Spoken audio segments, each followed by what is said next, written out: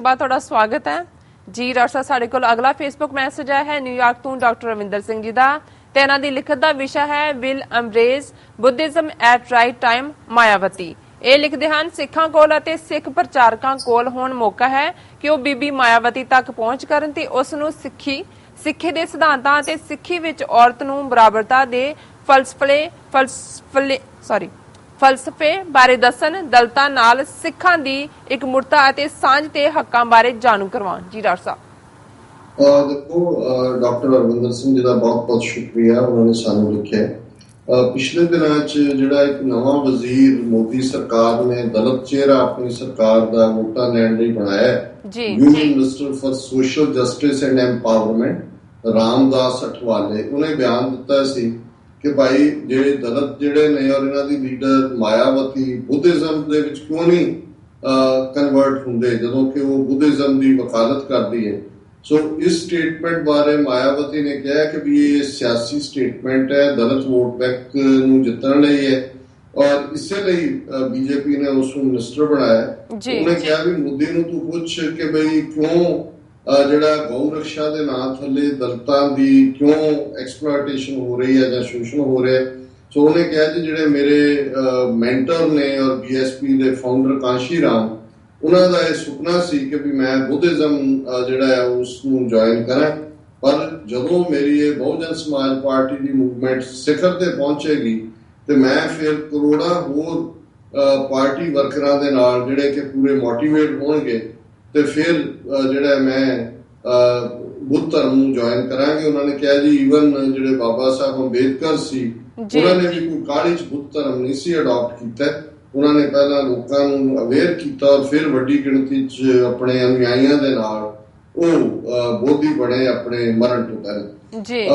ਇਸ ਬਿਆਨ ਤੋਂ ਬਾਅਦ ਜਾਂ ਇਸ ਸਟੇਟਮੈਂਟ ਤੋਂ ਬਾਅਦ ਹੀ ਡਾਕਟਰ ਸਾਹਿਬ ਨੇ ਲਿਖਿਆ, ਡਾਕਟਰ ਰਵਿੰਦਰ ਸਿੰਘ ਹੋਰਾਂ ਨੇ, ਕਿ ਵੀ ਮਾਇਆਵਤੀ ਤੱਕ ਪਹੁੰਚ ਕਰਕੇ ਉਸ ਨੂੰ ਸਿੱਖ ਧਰਮ ਬਾਰੇ ਜਾਣਕਾਰੀ ਦਿੱਤੀ ਜਾਏ। ਔਰ ਦੂਸਰਾ ਡਾਕਟਰ ਸਾਹਿਬ ਹਮੇਸ਼ਾ ਹੀ ਚਿੰਤਤ ਰਹਿੰਦੇ ਨੇ, ਫਿਕਰਮੰਦ ਹੁੰਦੇ ਨੇ ਕਿ ਕਿਵੇਂ ਅਸੀਂ ਕੌਮੀ ਤੌਰ ਦੇ ਉੱਤੇ ਕਿਵੇਂ ਇਹਨਾਂ ਤੋਂ ਲਿਬਰੇਟ ਹੋਈਏ ਹਿੰਦੂ ਧਰਮੀਆਂ ਤੋਂ। ਪਰ ਮੈਂ ਸਮਝਦਾ ਵੀ ਕਈ ਵਾਰ ਹਾਲਾਂ ਮੈਂ ਵੀ ਕੋਟ ਕਰਦਾ ਡਾਕਟਰ ਅੰਬੇਦਕਰ ਦਾ ਜਾਂ ਸਰਦਾਰ ਕਪੂਰ ਸਿੰਘ ਜਿਹਨਾਂ ਨੇ ਸਾਚੀ ਸਾਖੀ 'ਚ ਕਿਹਾ ਕਿ ਕਿਵੇਂ 9 ਕਰੋੜ ਦਲਿਤ ਸਿੱਖੀ ਦੇ ਵਿਹੜੇ 'ਚ ਆਏ ਹੋਏ ਦਰਵਾਜ਼ੇ ਨੂੰ ਮੋੜ ਦਿੱਤੇ ਉਸ ਵੇਲੇ ਦੀ ਲੀਡਰਸ਼ਿਪ ਨੇ। ਉਹਦੇ ਬਹੁਤ ਸਾਰੇ ਹੋਰ ਵੀ ਰੀਜ਼ਨ ਨੇ, ਪਰ ਇੱਕ ਗੱਲ ਜ਼ਾਹਰ ਹੈ ਵੀ ਜਦੋਂ ਅਸੀਂ ਧਰਮ ਦੀ ਕਨਵਿਕਸ਼ਨ ਦੀ ਗੱਲ ਕਰਦੇ ਹਾਂ, ਇਹ ਨਹੀਂ ਹੈ ਕਿ ਡਾਕਟਰ ਅੰਬੇਦਕਰ ਉਹਨਾਂ ਨੂੰ ਉਦੋਂ ਪਤਾ ਨਹੀਂ ਸੀ ਵੀ ਸਿੱਖ ਧਰਮ ਕੀ ਹੈ। ਇਹਦੇ ਉਲਟ ਉਹਨਾਂ ਨੇ ਆਪਣੇ ਭਣੇਵੇਂ ਨੂੰ ਡਾਕਟਰ ਭੀਮ ਰਾਓ, ਸ਼ਾਇਦ ਉਹਨਾਂ ਦਾ ਆਪਣਾ ਨਾਂ ਸੀ, ਉਹਨਾਂ ਦੇ ਭੀਮ ਸਿੰਘ ਉਹਨਾਂ ਦੇ ਭਣੇਵੇਂ ਦਾ ਨਾਂ ਸੀ, ਉਹਨਾਂ ਨੂੰ ਭੇਜਿਆ ਜਿਹੜਾ ਉਸ ਖਾਲਸਾ ਕਾਲਜ ਬੰਬਈ ਵੀ ਬਣਿਆ ਸੀ। ਪਰ ਬਹੁਤ ਸਾਰੀਆਂ ਚੀਜ਼ਾਂ ਹੁਣ ਵੀ ਜਿਹੜੀ ਇਹ ਸਟੇਟਮੈਂਟ ਔਰ ਕਾਊਂਟਰ ਸਟੇਟਮੈਂਟ ਹੈ ਇਹਦੀਆਂ ਪੋਲੀਟੀਕਲ ਇੰਪਲੀਕੇਸ਼ਨਸ ਹੀ ਨੇ, ਕਿਉਂਕਿ ਬੀਜੇਪੀ ਮਾਇਆਵਤੀ ਨੂੰ ਜਿਸ ਦਾ ਗ੍ਰਾਫ ਕਾਫੀ ਉੱਪਰ ਹੈ ਇਸ ਵੇਲੇ ਔਰ ਜੋ ਦਲਿਤਾਂ ਦੇ ਖਿਲਾਫ ਖਬਰਾਂ ਆਈਆਂ ਨੇ ਯੂਪੀ ਦੇ ਵਿੱਚ ਮਾਇਆਵਤੀ ਦੀ ਜਿੱਤ ਦੇ ਵਿੱਚ ਅਹਿਮ ਰੋਲ ਅਦਾ ਕਰਨਗੇ। ਸੋ ਬੀਜੇਪੀ ਆਪਣਾ ਸਿਆਸੀ ਪੱਤਾ ਖੇਡ ਰਹੀ ਹੈ ਇਸ ਕਰਕੇ ਕਿ ਜੇ ਉਹ ਬੁੱਧ ਧਰਮ ਨੂੰ ਕਹਿੰਦੇ ਆ ਕਿ ਤੁਹਾਨੂੰ ਅੰਨਿਆ ਜਾਂ ਤੂੰ ਬੋਧੀ ਬਣ ਜਾਏ ਤੇ ਫਿਰ ਉਹ ਹਿੰਦੂ ਵਰਸਸ ਬੋਧੀ ਦਾ ਪੱਤਾ ਖੁੱਲ ਕੇ ਪਲੇ ਕਰ ਸਕਦੇ ਨੇ। ਪਰ ਉਹ ਵੀ ਇਹਨਾਂ ਤੋਂ ਵੀ ਜ਼ਿਆਦਾ ਉਹ ਸ਼ੁਰੂ ਪੋਲੀਟੀਸ਼ੀਅਨ ਹੈ। ਹਾਲਾਂਕਿ ਮਾਇਆਵਤੀ ਨੇ ਬੀਜੇਪੀ ਦੇ ਨਾਲ ਮਿਲ ਕੇ ਸਰਕਾਰ ਵੀ ਬਣਾਈ ਹੋਈ ਹੈ।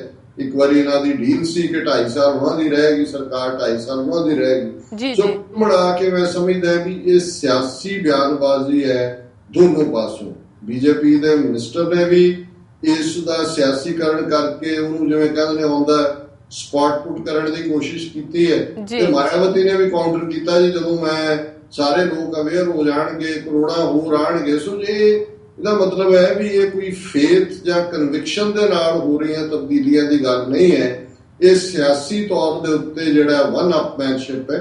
ਹਾਲਾਂ ਮੈਂ ਜਿਹੜੀ ਸਪਿਰਿਟ ਆਫ ਦਾ ਆਰਗੂਮੈਂਟ ਹੈ ਡਾਕਟਰ ਸਾਹਿਬ ਦੀ ਕਿ ਭਾਈ ਸਾਨੂੰ ਪਹੁੰਚ ਕਰਨੀ ਚਾਹੀਦੀ ਹੈ। ਮੈਂ ਸਮਝਦਾ ਵੀ ਜਿਵੇਂ ਸਰਦਾਰ ਅਵਤਾਰ ਸਿੰਘ ਕਰੀਮਪੁਰੀ ਜਿਹੜੇ ਬਹੁਜਨ ਸਮਾਜ ਪਾਰਟੀ ਪੰਜਾਬ ਦੇ ਪ੍ਰਧਾਨ ਨੇ, ਅੰਮ੍ਰਿਤਧਾਰੀ ਸਿੰਘ ਨੇ, ਪਿਛਲੇ ਦਿਨਾਂ 'ਚ TV 84 ਤੇ ਉਹਨਾਂ ਦਾ ਇੰਟਰਵਿਊ ਬਹੁਤ ਪਪੂਲਰ ਹੋਇਆ ਜਿਹਦੇ 'ਚ ਉਹਨਾਂ ਨੇ ਖੁੱਲ੍ਹ ਕੇ ਹਿੰਦੂ ਧਰਮੀਆਂ ਦੇ ਖਿਲਾਫ ਆਵਾਜ਼ ਬੁਲੰਦ ਕੀਤੀ ਔਰ ਉਹ ਮਾਇਆਵਤੀ ਵੀ ਉਹਨਾਂ ਨੂੰ ਪਸੰਦ ਕਰਦੀ ਹੈ, ਹਮੇਸ਼ਾ ਉਹਨਾਂ ਨੂੰ ਰਾਜ ਸਭਾ ਦਾ ਮੈਂਬਰ ਵੀ ਬਣਾਇਆ, ਦੂਜਾ ਵੀ।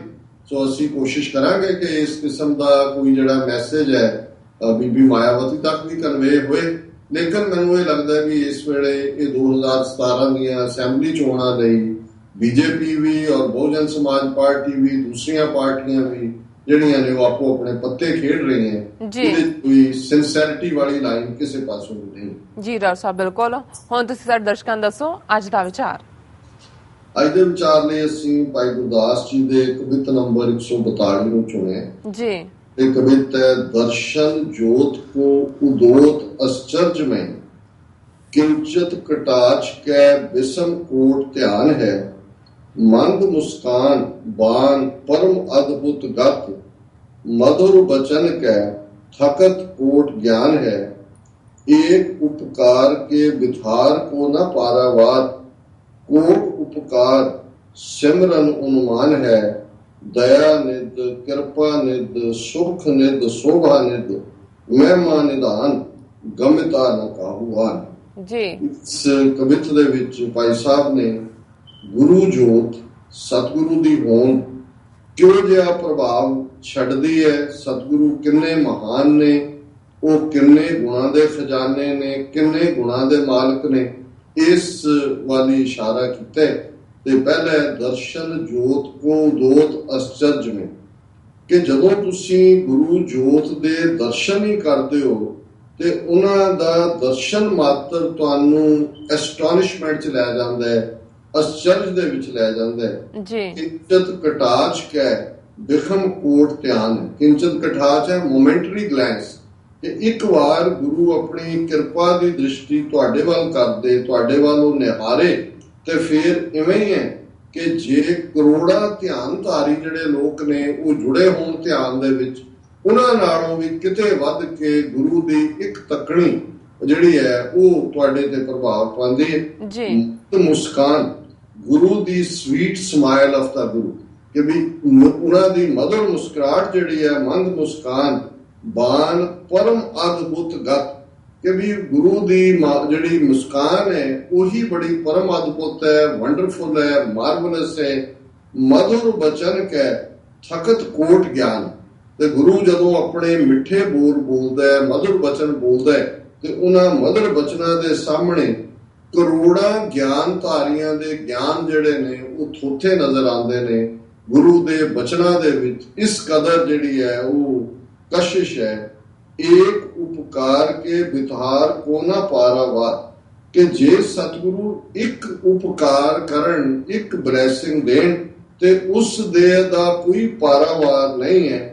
ਕੋਟ ਉਪਕਾਰ ਸਿਮਰਨ ਉਨਮਾਨ ਹੈ, ਤੇ ਭਾਵੇਂ ਦੂਸਰਿਆਂ ਦੇ ਕਰੋੜਾਂ ਉਪਕਾਰਾਂ ਦਾ ਕੋਈ ਜ਼ਿਕਰ ਉਹਨਾਂ ਨੂੰ ਯਾਦ ਕਰੇ, ਪਰ ਗੁਰੂ ਦੇ ਇੱਕ ਉਪਕਾਰ ਦੇ ਸਾਹਮਣੇ ਉਹ ਸਾਰੇ ਮੀਨਿੰਗਲੈਸ ਨੇ। ਤੇ ਅਖੀਰ ਵਿੱਚ ਭਾਈ ਸਾਹਿਬ ਨੇ ਗੁਰੂ ਸਾਹਿਬ ਨੂੰ ਜਿਹਨਾਂ ਵਿਸ਼ੇਸ਼ਣਾਂ ਦੇ ਨਾਲ ਸੰਬੋਧਨ ਕੀਤਾ, ਦਇਆ ਨਿਧ, ਕਿਰਪਾ ਨਿਧ, ਸੁਖ ਨਿਧ, ਸ਼ੋਭਾ ਨਿਧ, ਮਹਿਮਾ ਨਿਧਾਨ, ਗਮਤਾ ਨਾ ਕਾਹੂਵਾਨ। ਨਿਧ ਕਹਿੰਦੇ ਨੇ ਖਜ਼ਾਨੇ, ਗੁਰੂ ਦਇਆ ਦੇ ਖਜ਼ਾਨੇ ਨੇ, ਫੁੱਲ ਆਫ ਕੰਪੈਸ਼ਨ। ਕਿਰਪਾ ਨਿਧ, ਗੁਰੂ ਕਿਰਪਾ ਦੇ ਖਜ਼ਾਨੇ ਨੇ। ਕਿਰਪਾ ਗ੍ਰੇਸ ਨੂੰ ਕਹਿੰਦੇ ਨੇ, ਬਲੈਸਿੰਗ ਨੂੰ ਕਹਿੰਦੇ ਨੇ, ਬਖਸ਼ਿਸ਼ ਨੂੰ ਕਹਿੰਦੇ ਨੇ। ਦਇਆ ਨਿਧ, ਕਿਰਪਾ ਨਿਧ, ਸੁਖ ਨਿਧ, ਗੁਰੂ ਸੁੱਖਾਂ ਦੇ ਖਜ਼ਾਨੇ ਨੇ। ਸ਼ੋਭਾ ਨਿਧ, ਸ਼ੋਭਾ ਦੇਣ ਵਾਲੇ, ਵਡਿਆਈ ਦੇਣ ਵਾਲੇ ਉਹ ਖਜ਼ਾਨੇ ਨੇ। ਮਹਿਮਾ ਨਿਧਾਨ, ਔਰ ਗੁਰੂ ਦੀ ਇਸ ਕਿਸਮ ਦੇ ਗੁਣਾਂ ਵਾਲੇ ਸਤਿਗੁਰੂ ਦੀ ਮਹਿਮਾ ਜਿਹੜੀ ਹੈ ਉਹ ਮਹਿਮਾ ਦਾ ਵੀ ਖਜ਼ਾਨਾ ਨੇ। ਗਮਤਾ ਨਾ ਕਾਹੂ ਆਨ ਹੈ, ਔਰ ਕੋਈ ਵੀ ਇਸ ਗੁਰੂ ਦੀ ਮਹਿਮਾ ਤੱਕ, ਗੁਰੂ ਦੀ ਵਡਿਆਈ ਤੱਕ, ਗੁਰੂ ਦੀ ਬਖਸ਼ਿਸ਼ ਤੱਕ ਕਦੇ ਪਹੁੰਚ ਹੀ ਨਹੀਂ ਸਕਦਾ। ਇਹ ਅੱਜ ਦਾ ਵਿਚਾਰ ਜੀ। ਡਾਕਟਰ ਸਾਹਿਬ ਤੁਹਾਡਾ ਬਹੁਤ ਬਹੁਤ ਸ਼ੁਕਰੀਆ, ਤੁਸੀਂ ਅੱਜ ਦਾ ਵਿਚਾਰ ਸਾਡੇ ਦਰਸ਼ਕਾਂ ਨਾਲ ਸਾਂਝਾ ਕੀਤਾ। ਇਸ ਨੇ ਆਪਣੀ ਵੀਅਰਸ ਕੋਲ ਲੈਣੀ ਇਜਾਜ਼ਤ। ਵੀਅਰਸ, ਸਾਡੇ ਪ੍ਰੋਗਰਾਮ ਦਾ ਸਮਾਂ ਇੱਥੇ ਸਮਾਪਤ ਹੁੰਦਾ। ਤੁਸੀਂ ਆਪਣੀ ਰਾਏ ਤੇ ਸੁਝਾਅ ਸਾਨੂੰ ਭੇਜਣਾ ਭੁੱਲਣਾ ਸਾਡੇ ਇਸ ਪਤੇ ਤੇ sos@tv84.tv ਤੇ ਅਸੀਂ ਆਪਣਾ ਪ੍ਰੋਗਰਾਮ ਲੈ ਕੇ ਫਿਰ ਤੁਹਾਡੇ ਸਾਹਮਣੇ ਹੋਵਾਂਗੇ। ਤਦ ਤੱਕ ਲਈ ਮੈਨੂੰ ਤੇ ਆਪਣਾ ਦਰਸ਼ਕਾਂ ਨੂੰ ਆਗਿਆ ਦਿਓ। ਦੇਖਦੇ ਰਹੋ TV84, ਬੁਲਾ ਦਿਓ ਫਤਿਹ। ਵਾਹਿਗੁਰੂ ਜੀ ਕਾ ਖਾਲਸਾ, ਵਾਹਿਗੁਰੂ ਜੀ ਕੀ ਫਤਿਹ।